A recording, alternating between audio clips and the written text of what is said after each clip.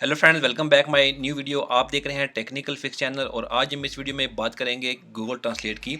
अगर आप daily basis पे गूगल ट्रांसलेट का इस्तेमाल करते हैं और आप डेली जैसे कि यहाँ से गूगल क्रोम ओपन करने के बाद आप यहाँ पर डेली गूगल ट्रांसलेट को ओपन करते हैं, यहाँ पर आप कोई भी लैंग्वेज सेलेक्ट करते हैं या इसके बाद आप यहाँ से गूगल ट्रांसलेट की वेबसाइट को ओपन करने के बाद यहाँ पर जो भी आप जैसे कि यहाँ से आप इंग्लिश लिखते हैं, स्पेनिश जो भी है और उसको यहाँ पर आप ट्रांसलेट करते हैं।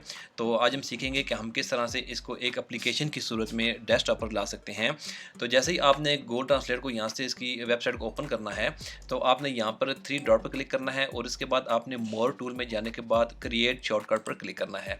जैसे ही आप क्रिएट शॉर्टकट पर क्लिक करेंगे तो यहाँ पर आपके सामने ऑप्शन देगा कि आप इसका कोई भी नाम रख सकते हैं, जैसे कि यहाँ पर गूगल ट्रांसलेट ठीक है।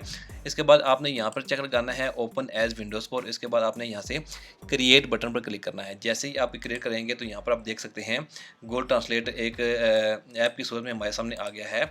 जैसे कि यहाँ से मैं जैसे गूगल ट्रांसलेट को ओपन करूँगा तो यहाँ पर डायरेक्ट गूगल ट्रांसलेट मेरे सामने ओपन हो जाएगा। अगर आप इसे यहाँ पर टास्क बार में लेकर आना चाहते हैं तो आप यहाँ से राइट क्लिक करके शो मोर पर जाएं और इसके बाद आप यहाँ पर पिन टू टास्क बार करेंगे तो आप यहाँ से इसे डायरेक्ट ओपन करेंगे तो यहाँ पर गूगल ट्रांसलेट यहाँ से डायरेक्ट आपके सामने ओपन हो जाएगा। तो आप इस तरह से गूगल ट्रांसलेट को अपने डेस्कटॉप पर ला सकते हैं। अगर आप डेली बेसिस पे गूगल ट्रांसलेट को यूज़ करते हैं तो यहाँ से इसे ओपन करना बहुत ही ज़्यादा आसान है। तो बहुत शुक्रिया आपका मेरी वीडियो देखने के लिए। मज़ीद इस तरह की वीडियो के लिए आप मेरे चैनल को सब्सक्राइब करें, मेरी वीडियो को लाइक करें और शेयर करें। Thank you.